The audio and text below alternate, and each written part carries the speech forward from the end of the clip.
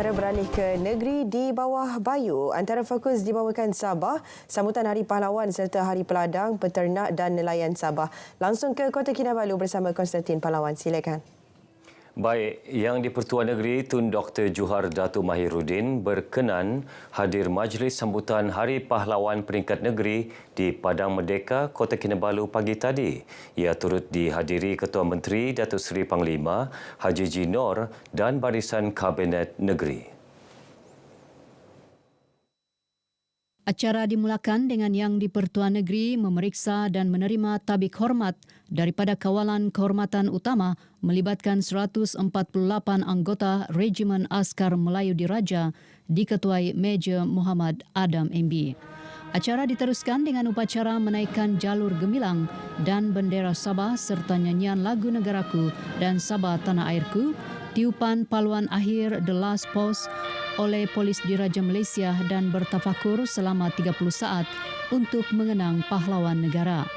Turut berlangsung bacaan puisi bertajuk Barisan Hadapan Taman Bangsa, iaitu dedikasi kepada petugas Barisan Hadapan COVID-19 dan kemudian diteruskan dengan persembahan khas bertajuk Pandemik, mengisahkan wirah ketika pandemik COVID-19.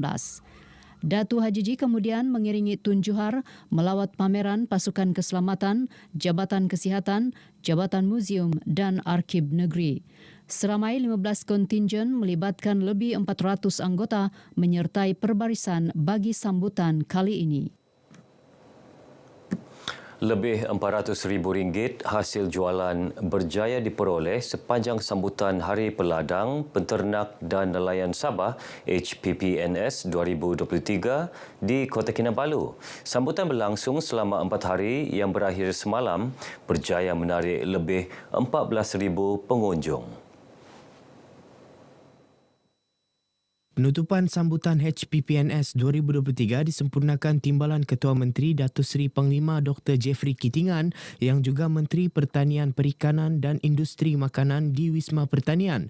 Ia dijangka diperluas pada masa hadapan dengan produk baharu melalui penyelidikan yang dijalankan.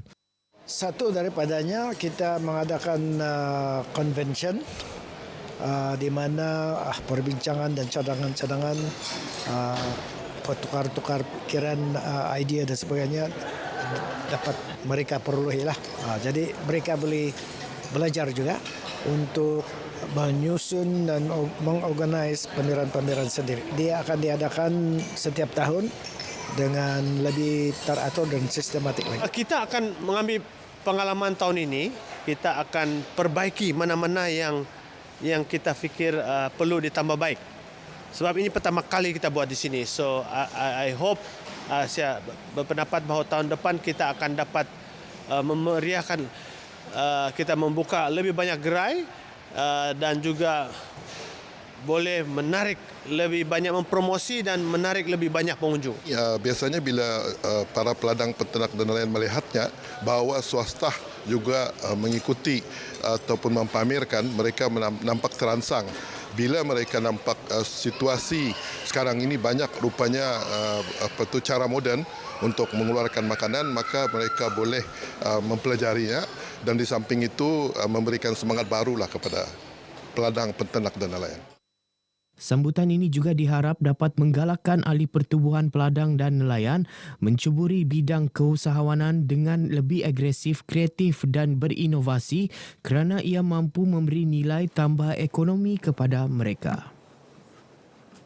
Dalam perkembangan berkaitan, Pertubuhan Peladang Negeri Sabah PPNS menyambut baik keputusan Kerajaan Negeri mewujudkan semula Lembaga Padi Sabah LPS bagi membangunkan industri padi dan beras negeri ini.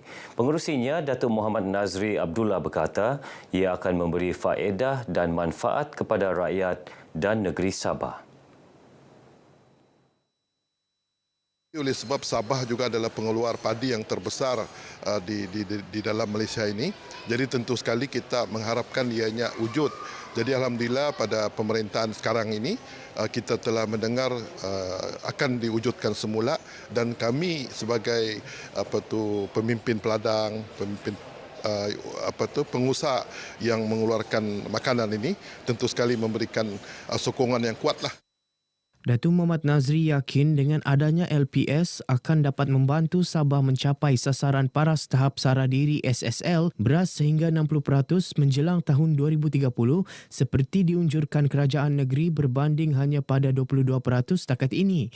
Ia sekaligus dapat membantu mengurangkan jumlah import beras dari negara asing seperti Vietnam, Thailand, Pakistan dan lain-lain. Khamis lalu, Ketua Menteri Datuk Seri Panglima Haji Jinor dalam ucapan perasmian Hari Peladang, Penternak dan Nelayan Sabah 2023 berkata, kerajaan negeri melalui Kementerian Pertanian, Perikanan dan Industri Makanan Negeri MAFI kini dalam proses mewujudkan semula LPS.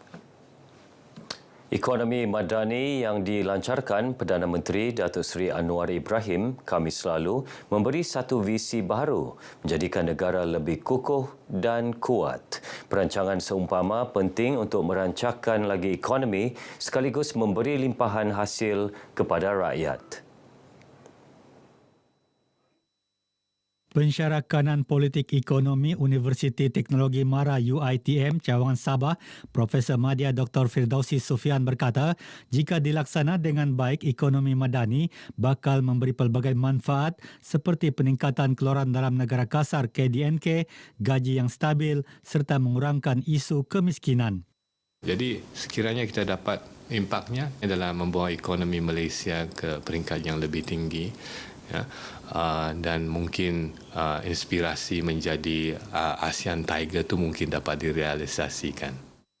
Bercakap dalam temu ramah khas bersama pemberita RTM di Kota Kinabalu, Dr. Firdausi berkata kestabilan politik amat penting dalam memastikan kejayaan kerangka tersebut.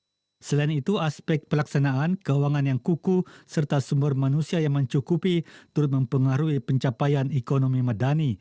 Ekonomi madani merupakan kerangka hala tuju ekonomi baharu Malaysia yang menetapkan 7 penanda aras sebagai sasaran jangka sederhana yang dilancarkan Perdana Menteri Datuk Seri Anwar Ibrahim pada 27 Julai lalu. Baik, sekian paparan dari Sabah bersama saya Konstantin Pahlawan. Ikuti lebih banyak perkembangan dalam berita wilayah kembali bersama Dia di Angkasa Puri. Baik, terima kasih Konstantin langsung dari Sabah.